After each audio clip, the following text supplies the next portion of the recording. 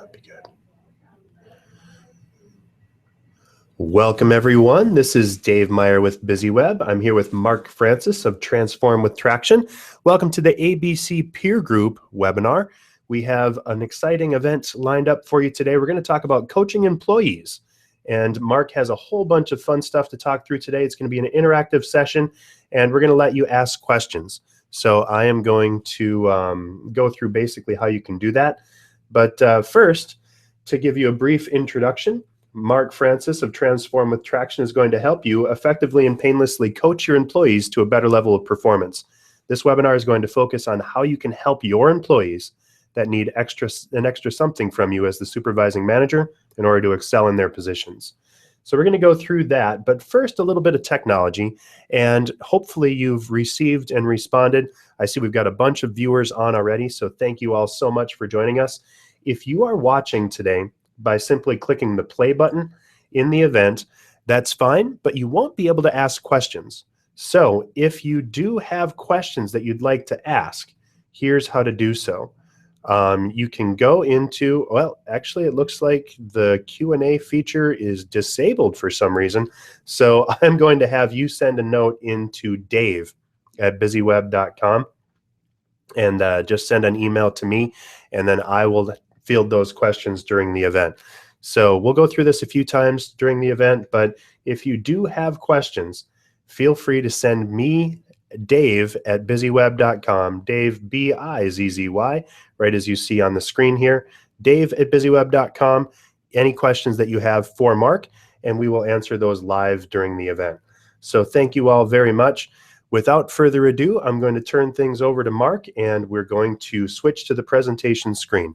So thanks and welcome to the Coaching Employees webinar with ABC on behalf of the ABC Peer Group.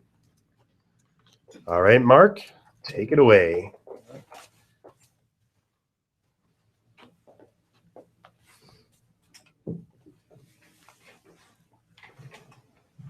All right, well, good morning. Today's webinar is all about coaching your employees, and coaching has become an increasingly hot topic over the last few years as employers are finding that it's one of the keys to developing and keeping good people. So good morning, my name's Mark Francis, and during my 30-year career, I've coached different levels of employees at a variety of different industries. And what I do now is I specialize in coaching leadership teams using Traction, so I help them make their companies stronger. And many of the coaching principles that I use with teams apply to one-on-one coaching, which is what we'll be talking about today. So we've got four main objectives this morning. Our first is to recognize the benefits of coaching. The second is to identify the role of the coach. In other words, what does a coach really do? The third objective we have is to understand the techniques involved in successful coaching. In other words, I want to help you understand the nuts and bolts of coaching. And the fourth, and maybe the most important objective we have, is to give you some tools, give you some techniques that are things that you can apply as soon as we're done today.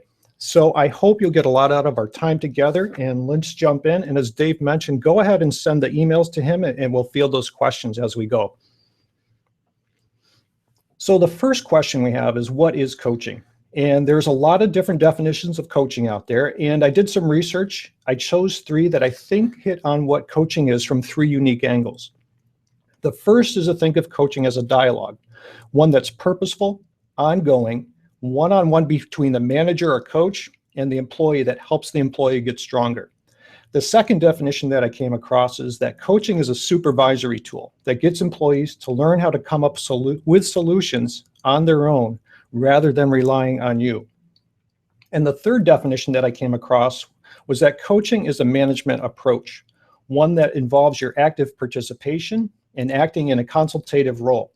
So when you think of coaching, whether it's a dialogue, a tool, or an approach, coaching is something that's designed to help your employees succeed. So there's a lot of similarities with coaching in sports and coaching in the workplace. And just as in sports, coaching in the workplace serves many important purposes. First and foremost, coaching informs. It lets your employees know what they've done well and where they need to improve. And as a coach, you get to watch how they play the game, and you give them a perspective that they can't see when they're playing the game. It also teaches and guides employees how to improve and providing them with knowledge and skills they need to succeed in their jobs. Coaching also recognizes and builds on employee accomplishments, so your employees are motivated as you assist them and help them realize their potential. And the other thing that you'll see with well-coached employees is increased confidence and competence. They build their independent thinking muscles, and in the end, well-coached employees perform better and have a positive impact on your department and your company. And I'd like to circle back to the second to last bullet point that says build independent thinking muscles. Another way to say this is that you're creating smarter and stronger employees. So if we talk about the benefits of coaching, some of the benefits of coaching, first and foremost, it creates a motivating climate for performance and engaged employees. Second benefit of coaching has to do with closing the gap between their actual performance and your expected performance. And thirdly, it increases the success rate for your employees. Other benefits include improved quality and productivity, boosting enthusiasm and morale, strengthening relationships with your employees and promoting more effective communication, increasing employee job satisfaction, and improving teamwork. So with all these benefits, it's easy to see how coaching is an important part of your job and can really help your company. So as I made up this presentation for us today, I looked up several studies, and there's a number of studies out there on coaching in the workplace. And the first one that I came across showed that businesses with effective coaching in place performed over 20% better than those that had no coaching in place. Xerox took a look at the effect of follow-up coaching after training and found that 87% of newly taught skills were lost without follow-up coaching. So when you think about the time and the money that you spend on training and onboarding people, coaching becomes very attractive. And last, one of the studies I came across talked about how coached employees are more productive, they're more engaged, and they stay with your company longer. And you know as well as I do, we want to keep those great employees as long as we can at our companies. So what do you need to believe in order to realize these benefits? In other words, what are the foundations of coaching? And there's several basic assumptions that form the underpinning of successful coaching. The first is you have to believe that your people want to succeed. The second is that they can contribute ideas on how they do their jobs. The third thing you need to believe is that they will work hard on the goals that they help to set. And last, your employees are open to learning. And research shows that when a manager operates under these assumptions, employees do respond positively. And this is true even if the employee is brand new or experiencing performance problems. So there's a long list of qualities that make for a good coach. And if you think about the best coaches you've ever had in sports or in life, my guess is that we'd have a list similar to what we have up on the slide right now. And what's important for you to realize is that you already possess these qualities. And chances are you're already using them every day in your capacity as a supervisor. So these are the qualities of a good coach. And I think if you look at that list, you'll see that you do possess these things and you've experienced these things with other coaches throughout your life. So all good coaches share a similar mindset. In other words, how they go about their job. And coaches take an ask versus tell approach. They don't tell the employees what to do. Instead, what they do is ask powerful questions. And this allows the employee to create their own solutions. And when employees go through the thought process to get to resolution, they're much more bought in. In other words, it becomes their idea. And coaches set up a clear accountability structure for action and outcomes. And this helps keep the employee focused on achieving the desired goals. So in other words, don't lose track of the goal and know how you're going to get there. Third point is that coaching is something that can and should happen as needed and in the moment, which is the best way for learning to occur. It's a great way to reinforce what was learned in the classroom or other training by capitalizing on those on-the-job learning experiences. And last, coaches tend to think forward and make suggestions for the future. And that's really what the coaching mindset is. Now, just as importantly as what the coaching mindset is what it is not. And coaches focus on the employee, not the task. You have to remember that this is about their development as employees. Coaching is also not about fixing anyone. And again, it's about their development and it's facilitating the learning process. And the other thing that the coaching mindset is that it does not shy away from giving feedback. So if you look at our series of pictures on the bottom, you'll see a young Bobby Knight, and I think he could have used a little feedback at that particular game in Indiana. But coaching does not shy away from feedback, and that's one of the things to remember. So there's 4 main dimensions up to the coaching role, and those are providing direction, improving performance, opening up possibilities, and removing obstacles. So when we talk about providing direction, this includes articulating the company's goals and values so that employees can see the link between their performance and the department's overall success. And providing direction involves ensuring that employees stay focused and understand their priorities. The second point that we have is improving performance. And the coach does this by assessing the current capability, providing feedback, helping the employees to identify what's needed, and then creating ways and opportunities to fill the gaps. In terms of opening up possibilities, one of the coach's goals is to help employees become better problem solvers.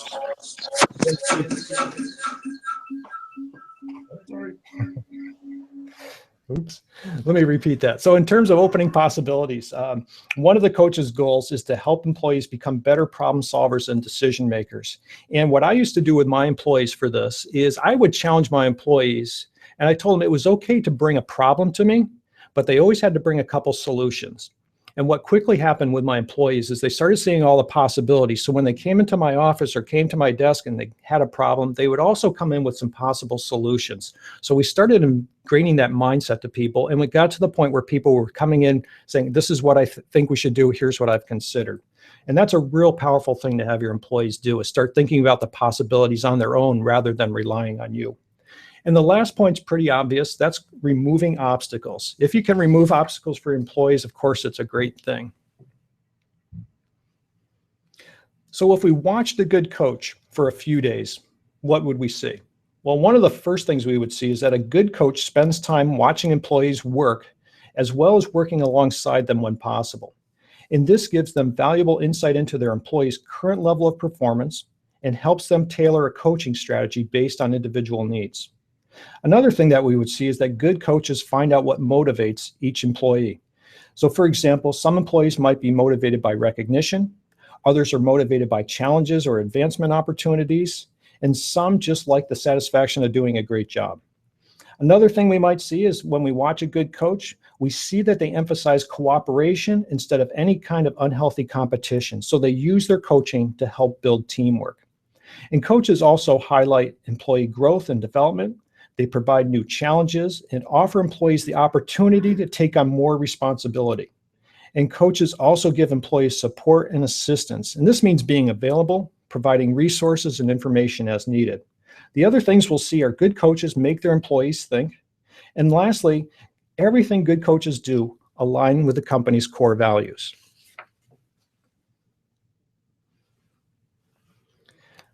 So as we watch a good coach, we see certain behaviors that are repeated. And the first thing that we see a coach do in terms of their behavior is they're always asking good questions.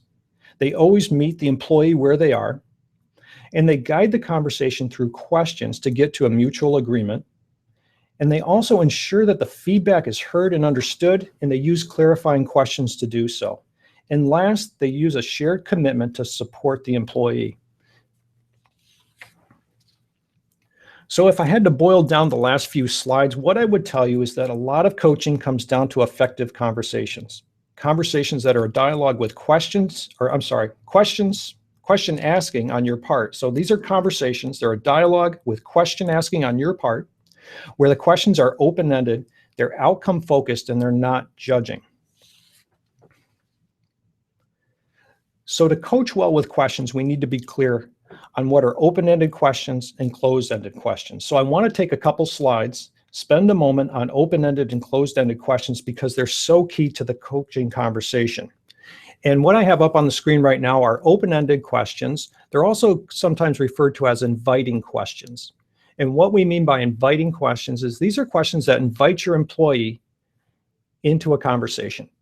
So what you'll see here, for examples, are things like, how can I help you? Can you tell me about that? Can you walk me through your thought process? And what other approaches might you take next time? And these, again, are questions that are open-ended. They're inviting a conversation. You'll see how the response from your employee tends to be more than a yes or a no. And if you want to have some fun, watch the late night talk show hosts. Watch Jimmy Fallon, and you'll see how he tends to ask a lot of open-ended questions to get a really good conversation going. So on the opposite end of the spectrum, or the other side of the coin, are what we call closed-end questions, and sometimes they're referred to as evaluative questions. And some examples would be, did you make that mistake? Will this really solve the problem? And that's clear enough, isn't it? Or, why didn't you do X? And what you can see with these types of questions is they drive to a yes or no response from the employee. And basically what they do is they shut down the potential for a coaching conversation, because all you're getting is a yes or no out of them. So that's the difference between open-ended questions and closed-ended questions. As a coach, you really want to work on those open-ended questions. So we'll shake things up a little bit. We'll take a little breather, and we have a true-false section. And what I'd like you to do is sharpen your number 2 pencils, and we'll go through some true and false questions here. And these are statements. And because I'm so good with PowerPoint, we're going to go out of order as we go through these. So we're going to look at number 2 first. And the statement is, effective coaching is specific and interactive. So is that true or is that false? Turns out that that's true. Effective coaching is very specific. We talked about it being something that can be right on the job in the moment. And of course, it's interactive because it's a conversation between you and the employee. If we skip down to number 4, coaching only benefits employees. Well, hopefully from the last few slides, what you see is that coaching not only benefits employees, it benefits you because they become stronger and smarter, benefits your department, and also benefits your company. So let's hop up to number 1, and that says coaching isn't something you should do on the spur of the moment. And I hope by now you know that that's false. You want to take advantage of these coachable opportunities, or sometimes you'll hear them called teaching moments. So these are things that can take place at the spur of the moment. You witness something, you can jump right in and do a quick coaching conversation. Let's look at the third statement. The third statement reads, coaching should only be used to correct workers when they're doing something wrong. And that is false. You can also use coaching to reinforce positive things that you see in the workplace. Dave, are there any questions at this point? Nothing yet. Okay. I'd like to remind everyone that if you would like to send in questions, you can send a note to dave@busyweb.com. That's DAVE @BIZZYWEB. Okay, so what we'd like to do now is move into a different phase of the presentation. And one of our objectives this morning is to give you some tools that you can start using today. And what I did is I did some research. I found 2 models or 2 methods for coaching that I thought would be applicable. The first one is called the GROW model, and it's very simple. GROW is an acronym. We'll talk about that in a couple slides. And this is the one that if I had you walk away with one thing today, this is the tool that I'd like you to walk away with. This is one that you can have in your back pocket and use anytime, anywhere.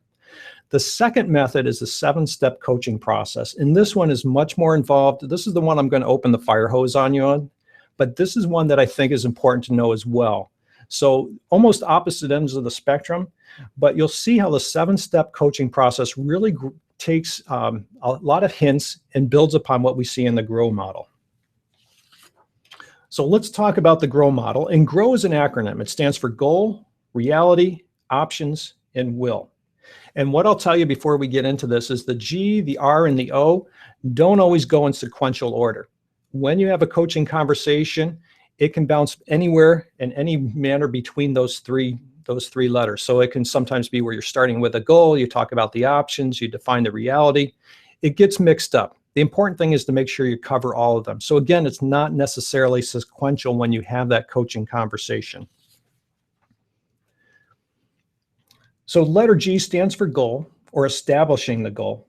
And first, you and the employee need to look at the behavior that you want to change, and then structure this change as a goal that he wants to achieve. And one of the tricks is to make sure that it's a SMART goal. And SMART's an acronym. It stands for specific, measurable, attainable, realistic, and time-bound. And when you're doing this, it's really useful to ask some questions like, how will you know the employee has achieved the goal? And how will you know that the problem or your issue is solved? And the way I tee this up for the teams that I work with is I say, pretend your mom or your grandmother came into your company and she had to know if the goal had been achieved or if the problem had been solved. You want to state this as simply as possible so that everybody can understand it. So at the end of the day, people aren't confused and say, well, I thought you meant this or I thought you meant that. A couple other questions you can ask as you define what's to be achieved is, does this goal fit with this person's overall career objectives? And does this fit with the team's objective? In other words, we want alignment with this. We want this goal to align with other things. So the next letter is letter R. That stands for reality, or examine the current reality. And the next step is ask the employees to describe the current reality. And this is an important step.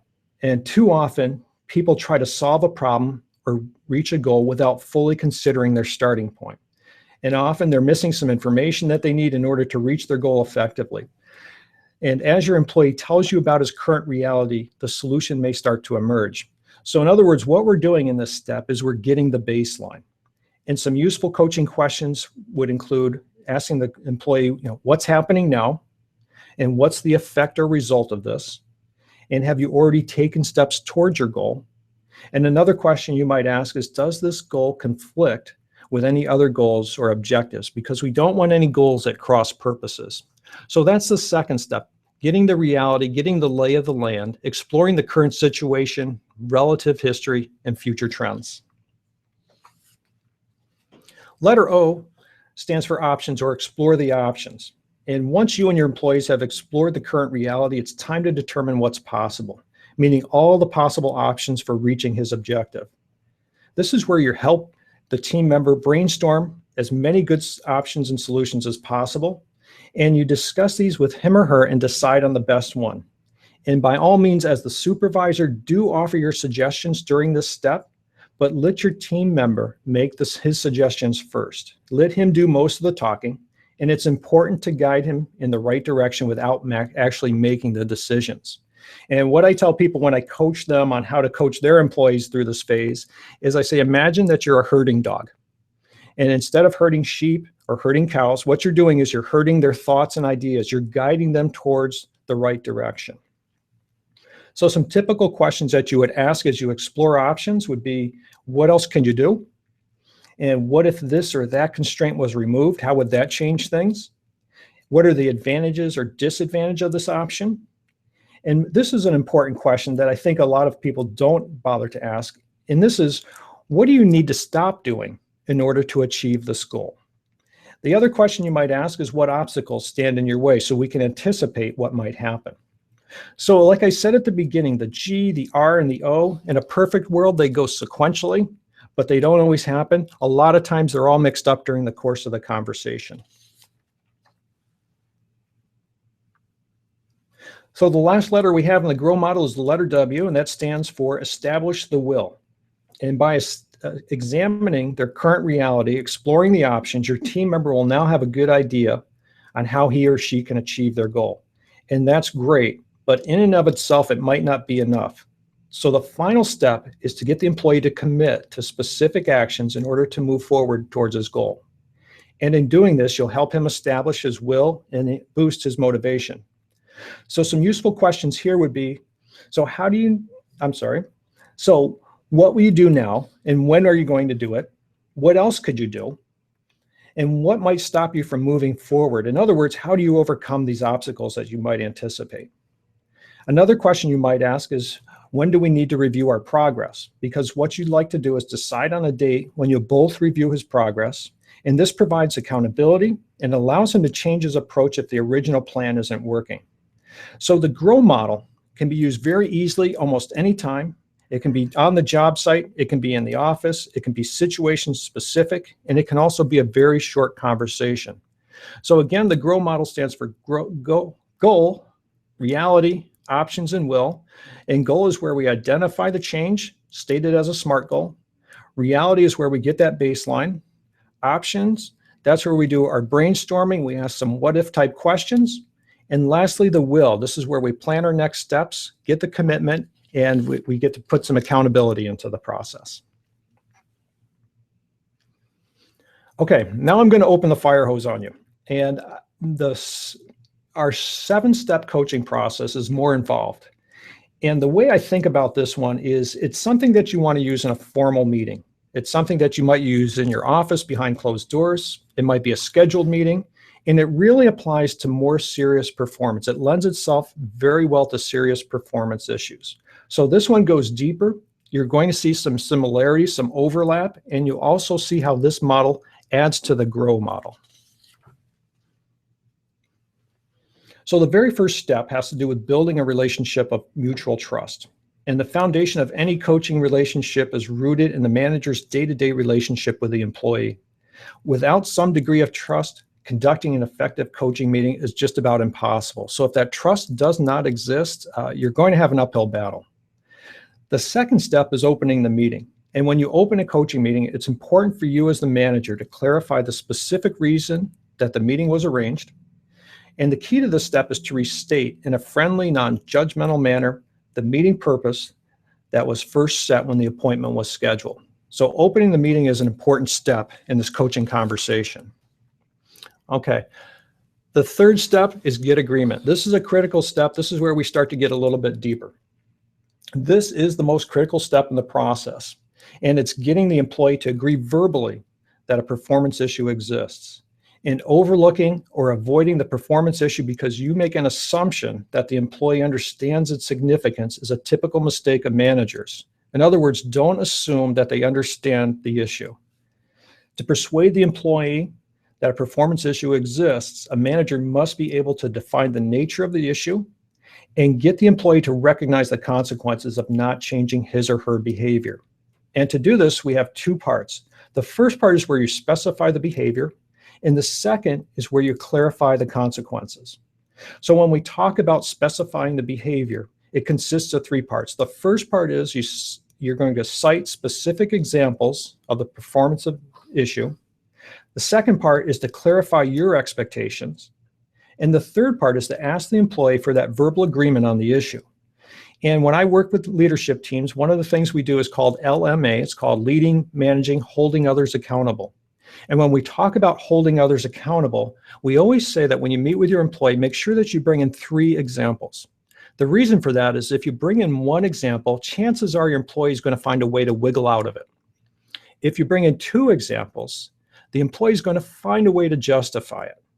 But if you bring in 3 specific examples of that behavior and how it's falling short of the bar, chances are that that person knows that they're guilty, they know they're busted. So always bring in 3 examples, my personal advice when you're specifying the behavior. So the second part to getting agreement has to do with clarifying the consequences. And this, again, consists of 2 parts. And this is something you do after you initially explain the consequences. And the first is to probe to get the employee to articulate his or her understanding of the consequences associated with that performance issue. And the second thing is to ask the employee for that verbal agreement on the issue. So this one gets a little bit deep, but this is very similar to the R and the GROW model, or the reality phase, getting the lay of the land in the GROW model. So our 4th step is exploring alternatives. So what we do next is we explore ways the issues can be improved or corrected by encouraging the employee to identify alternative solutions. And this is where you as a coach need to avoid jumping in with your alternatives unless the employee is unable to think of anything. And what you want to do is push for specific alternatives. Don't go towards generalizations. And your goal in this step is not to choose an alternative. That's the next step. But maximize the number of choices for the employee to consider and to discuss their advantages and disadvantages. In this part, this step, exploring alternatives, really requires the skill of what's called reacting and expanding. So it's a form of brainstorming, and this is very similar to the O in the GROW model, where we talk about exploring the options. 5th step is getting a commitment to act, and this step helps the employee choose an alternative. Don't make the choice for the employee, and to accomplish this step, the manager must be sure to get verbal commitment from the employee regarding what action will be taken and when it will be taken. And also be sure to support the employee's choice, and if needed, offer praise. So this fifth step is very similar to the W and the GROW model, where we're establishing the will. So we're getting that commitment to act. Okay, step 6 is probably the most fun. And speaking from personal experience, I've had some employees that I swear on their job description, there was one that said make excuses. So step 6 has to do with handling excuses. And employee excuses can occur at any point during your coaching meeting. And the way we do this is we handle excuses by what we call rephrase, recast, and respond. Now, to handle excuses, rephrase means to rephrase the point by taking a comment or a statement that you made that was perceived by the employee to be blaming or accusatory. And the best way to think about this is you're rephrasing something that they took the wrong way. Second step is recasting, and this is where you recast it as an encouragement for the employee to examine his or her behavior. And the last step is to respond empathetically to show support for the employee's situation and communicate an understanding of both the content and the feelings of the employee's comments. So Dave has been kind enough to do a little role play with me, and I wanted to go deeper on this because it's very common to get all sorts of excuses while you're coaching. So let me tee up the story for you, and then you'll see how I walk Dave through these 3: rephrase, recast, and respond. And the story goes like this. A couple months ago, we had a staff meeting, and we discussed the fact that people had open beverages by their computers. Not a good thing, because we don't want to short circuit the computers and crash the system. So I walked past Dave's cube, I walked past his desk, and lo and behold, he's got a 56-ounce Slurpee sitting next to his computer. So Dave, are you ready? Yep. Okay. So I walk past Dave's cube, I stop, I see what's going on, and I say, Dave, you have an open beverage near your computer. We talked about this in the staff meeting a few weeks ago, and we said we didn't want to do this. We didn't want to risk spills. Yeah, I'm so busy, I just don't have time to get up, so I keep it here. I'm careful. You make it sound like I do this all the time. Well, Dave, I'm not implying that you do this all the time, but I do see that you have one there now. And as we agreed in the staff meeting, we said we'd find ways to avoid risking spills, so we didn't have to go as far as creating policies. Dave, you're a senior employee who almost always sets the example for others, and I want you to consider your decision, as small as this may seem. Okay. And Dave, I also understand that it can get busy, and we feel pressured to get things done. And as much as we need to get the work done for our customers, we don't want to risk a mishap. So can I count on you? Yes. Thank you, Dave. That's very good. Okay, so what you'll see if you dissect this a little bit is the first thing I did when I talked to Dave is I responded to him. I rephrased, because he made a statement that says, gee, it sounds like I do this all the time.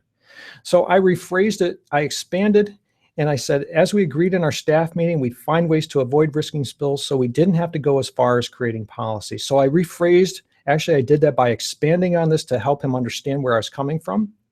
And then I recast it right after that. I said, Dave, you're a senior employee who almost always sets the examples for others. I want you to consider your decision, as small as this may seem. So I'm helping him, guiding him to examining his behavior. And the very last statement I make to Dave is I say, understand it can get busy, we feel pressure, and as much as we need to get the work done, we don't want to risk a mishap. And that's where I'm responding empathetically. I'm showing him support. I'm communicating that I understand the content and the feeling. So this is a great little formula to handle excuses. And again, it's rephrase, recast, and respond. So hopefully that helps you. It's not an easy thing sometimes, because we have some very talented employees in the excuse department. But I hope that helps you guys. Let's move on to the 7th step. And the 7th step is very straightforward. And this is providing feedback. And effective coaches understand the value and importance of giving continual performance feedback to their people, both positive and corrective. And this is contained in the GROW model's W. So let's just summarize the 7-step coaching method. I realize that this is a lot of information, but hopefully it gives you a framework that you can use. And I understand this webinar is going to be posted. You can always go back to it or email me and I can send it to you. But let's just go through the steps very quickly. The first step is establishing that mutual trust. Make sure that exists. Otherwise, it's an uphill battle. The second thing is how you open the meeting. Make sure you open it in a friendly, non-judgmental way, restating why you're there. The third step is critical. This is where you're getting that verbal agreement. You're specifying the behavior that's in question, and you're clarifying the consequences. The fourth step is that brainstorming or exploring alternative. Fifth step is getting the commitment to act. We talked about handling excuses, and last, providing feedback. So this model, what you can see is that this goes deeper, and you can see how this would be very useful in a more serious situation. Okay, so we're going to change things up now, and we've got two videos. I've got two that I found on the web. They're not exactly construction related, but what you'll see are two coaching conversations. The very first one that we're going to see is an example of weak coaching, and the second one that we'll watch is an example of strong coaching. As you watch these videos, take note of who's doing the talking and who's doing the listening. You'll see a slight imbalance on the first one. The second point that you want to consider here, listen to the types of questions and the tone of the conversation. And then also look for the engagement and the interaction. And then lastly, maybe the most important question is the employee going to improve after this conversation? So with that, let's watch the weak coaching example. And Dave, I might need your help on getting this started. Yep.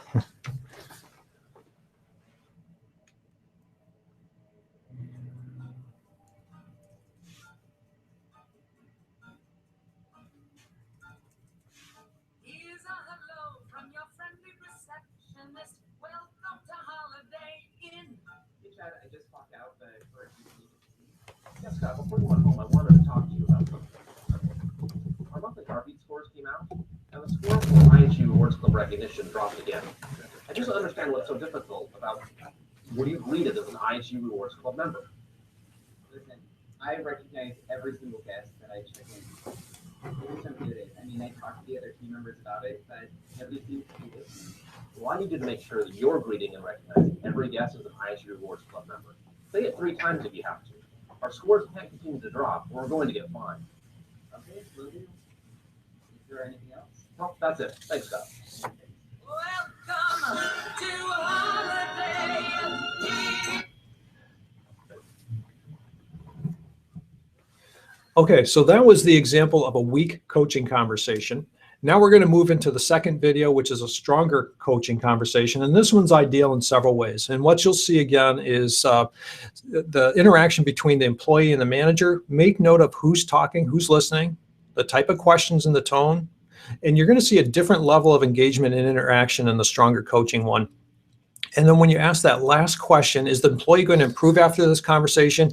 I think you'll get a very different answer than you did in the first video.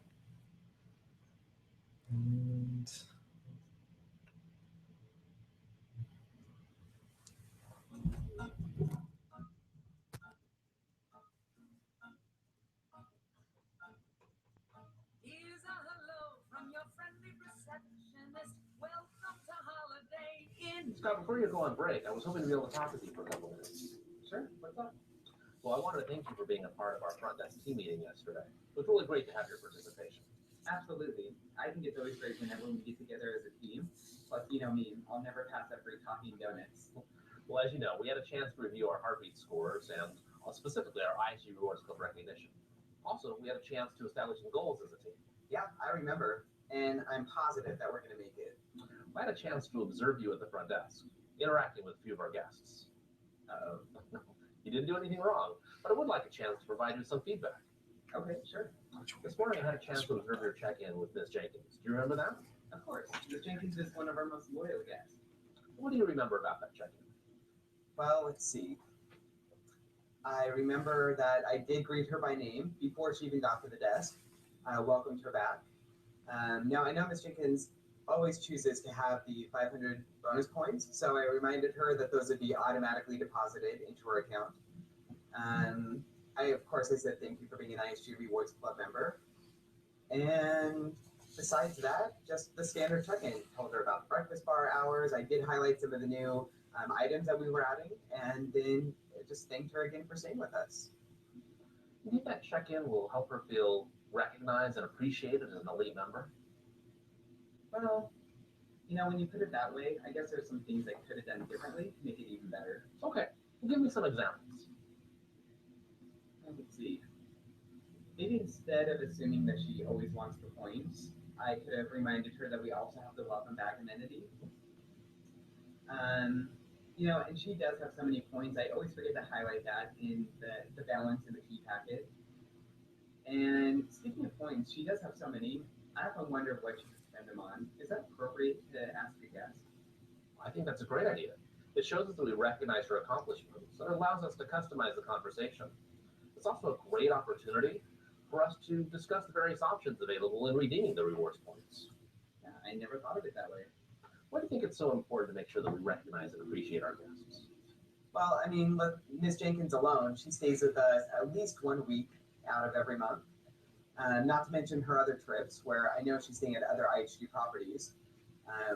That's a lot of time away from home and a lot of money she's spending. And when I look at our reviews on TripAdvisor, she's always posting positive comments about our hotel, and that has to help bring in extra business. You're exactly right. Ms. Jenkins is an excellent example of the importance of our loyal guests. Absolutely. So, you come up with a lot of great ideas on how you can improve the check-in process. Is there anything specifically that might be a challenge to keep you from rolling this out? Well, Chad, I know I can do it, but what I get concerned about is that I'm just going to fall into old habits and go back to that standard scripted check-in. I can understand that can be tricky. How about this? I can commit to continue observing, and we can actually even solicit some feedback from our regular guests. We can get back together in a few days and discuss your progress. Perhaps next Thursday. How does that sound? That sounds great. That's definitely going to help to keep me on track and stay motivated. I really appreciate that. Cool. Thanks, Scott. Thanks for taking the time. Thank you. Okay, so before we move into our next, hang on. Dave, I might need your help. Better? Yep. Okay. So before we move on to the next phase of our presentation, when you think about those two videos and you compare and contrast the first versus the second, the weak versus the strong, what you'll see in that second one, or what you should have noticed, was that there were a lot more open-ended questions. You could see where the supervisor was really getting his employee to think, got him to provide several ideas, and they also agreed on a follow-up. So that was a really strong coaching example. And if you think about the GROW model, you'll see that they really do take the time to define what they need to do better. They explore the current reality because he asks him, tell me about that check-in experience. What did you do? They also solicit ideas. And then lastly, they talk about touching base, that plan going forward. So the second video is a really good example of some strong coaching. So what I'd like to move into last are some coaching situations that you'll encounter. And specifically what we'll talk about is coaching top performers, average performers, poor performers, and lastly, something that's more project-based. So all employees need coaching, including your top performers. And sometimes what happens is supervisors tend to neglect their top performers when they're coaching because they figure these employees are already doing so well that they don't need any extra motivation or development. But they do, so that they maintain their high standards and get even better. In fact, top performers need frequent feedback about their performance, and sometimes more than other workers. So don't assume that they know they're noticed and appreciated. You want to do everything you can to keep them. So to be effective, your feedback needs to be specific. This tells your top performers that you're really paying attention and you're impressed with what you see. And you need to give top performers a chance to tell you what they think can be done to maintain and strengthen their outstanding performance. You'll also want to keep top performers challenged so that because they're generally motivated by challenges. And last, top performers are usually motivated by recognition and rewards. So bottom line is, don't neglect your top performers in your coaching. Okay, let's move on to average performers. And average performers often slip through the cracks of supervision. And in order to coach an average performer effectively, you first have to determine if they are doing the best job that they're capable of. And for the average performers who are capable of doing better, what you want to do is find out why they aren't working up to potential. Is it a lack of knowledge? Is it a lack of skills, understanding of standards or expectations? Or maybe it's a lack of motivation or a lack of challenging work. The coaching sessions are a good place to get answers to these questions. And during the conversation, a good coach reinforces the strengths before working on the weaknesses. So you let the average performers know what you think they're capable of and what they have to build on. And then you get into the specifics of how to improve performance, where you want to be sure to clarify your expectations and standards. And last, what you want to do is work with these employees to develop a comprehensive plan for improved performance, professional growth, and development. Next, we have coaching poor performers. And when you're coaching poor performers, consider the causes. Is it a lack of training?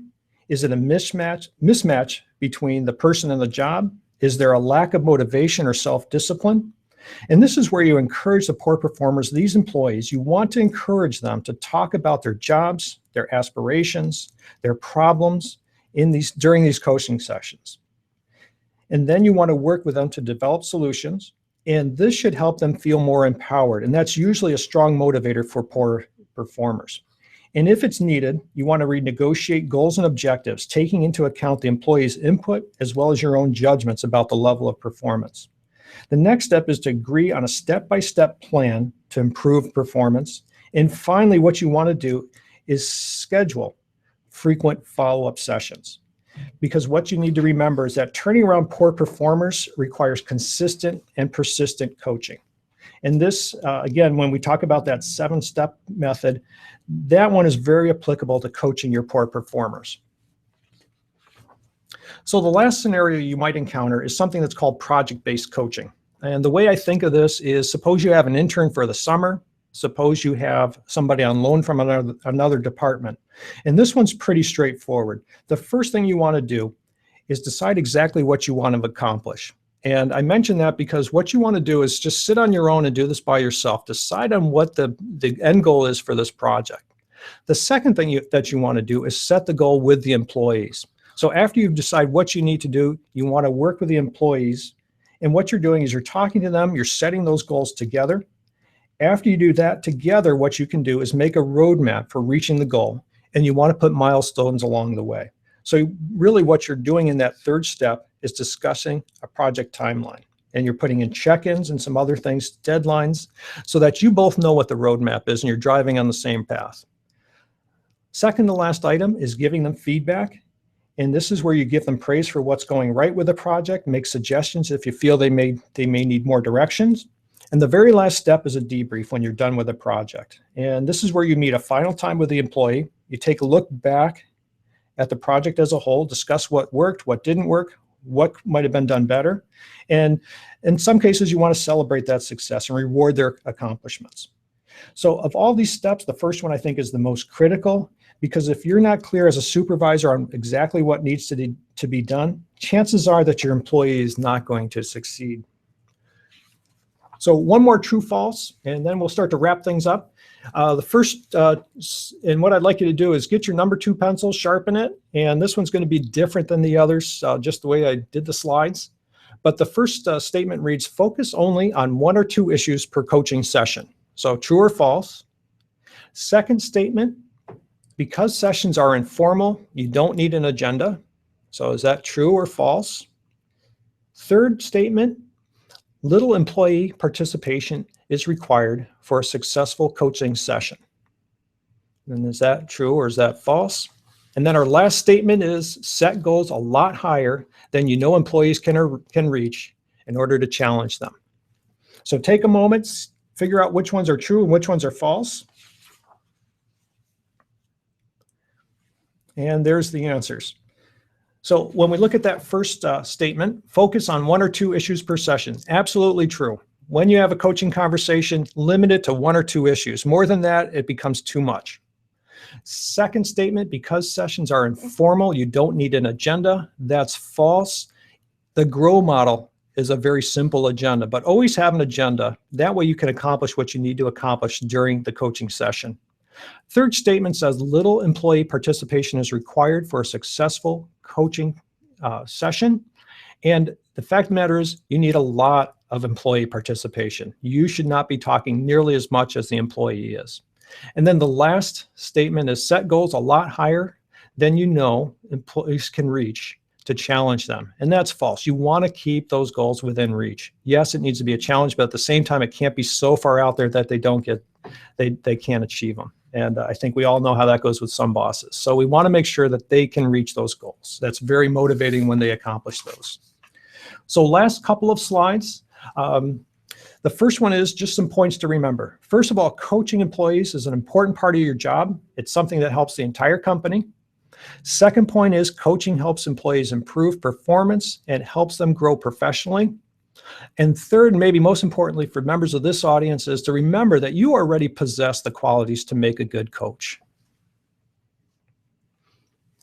And our very last slide for content has to do with just a summary of effective coaching. Effective coaching is timely and collaborative conversations, and it helps your employees become better problem solvers. Your mindset matters as the coach. And just remember the GROW and the 7-step coaching model. And then the very last set of points I have for you today is something to remember about your well-coached employees. First of all, they free up their time because they've become stronger and smarter. Second is it makes a better and stronger organization or department. And lastly, something we haven't hit on, but this is the fact that well-coached employees tend to start coaching others. And when that happens, you have this multiplier effect within the organization, and you have people coaching other people, and you have that mentality going out throughout the company. So those are our slides today. That's the content that I have for you. Let me go to the very one of our last slides. And this is where we would take any questions. If you want to email Dave with some ahas or things that you didn't know about before, or if you have a takeaway you'd like to share with everybody, I'd love to hear those. So if there's any questions, ahas, or takeaways, let's take them on.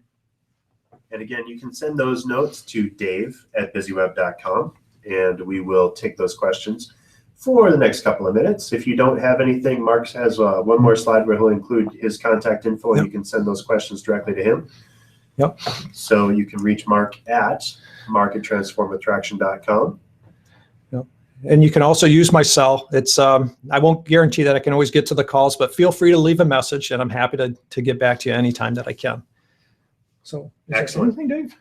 Nothing yet. And there is on the live meeting, there is about a 10-second delay. So okay, we'll let folks catch up. Again, send that note in if you have a question or a takeaway to dave@busyweb.com, and we'll read those off today or right now.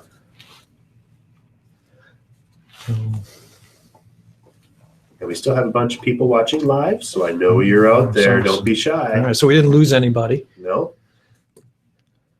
And if somebody even wants to share a situation, maybe we can try to brainstorm on what to do.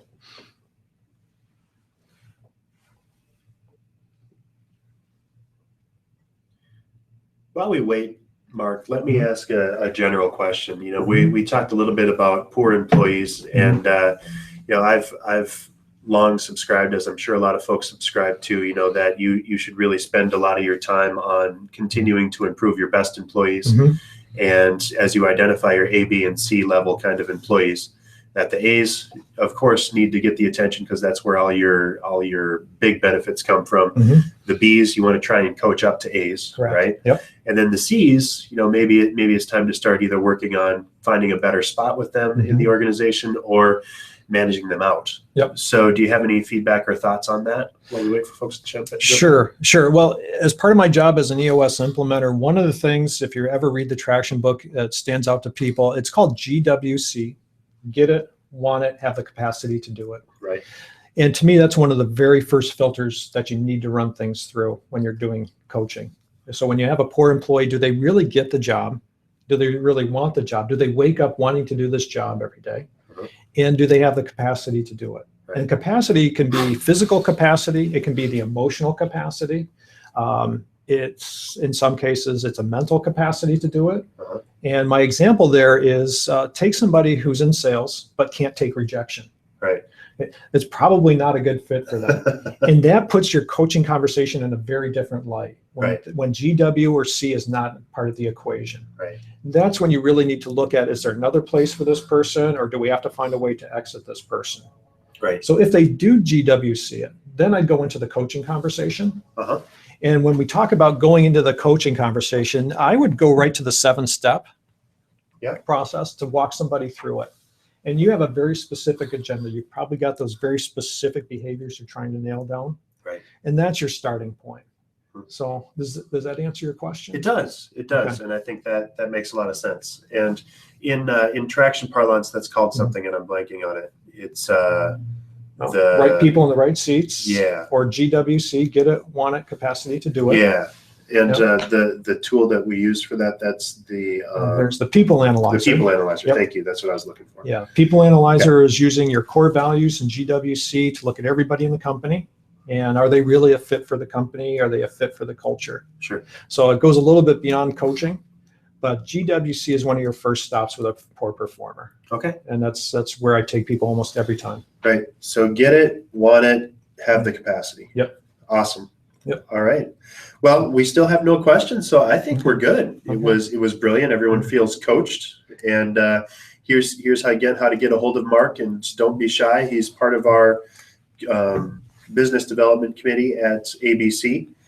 And he's also a fantastic fellow and knows his stuff. So if you have questions on coaching, be sure to reach out to Mark, and we'll see him at the next peer group meeting, I'm sure, as well. So if you have other questions, you can meet up with him then. Yeah, absolutely. Mark, thank you so much on behalf of ABC, and thank you for coming and joining us here at BusyWeb. Yeah, thank you for having me. Yeah, any parting words?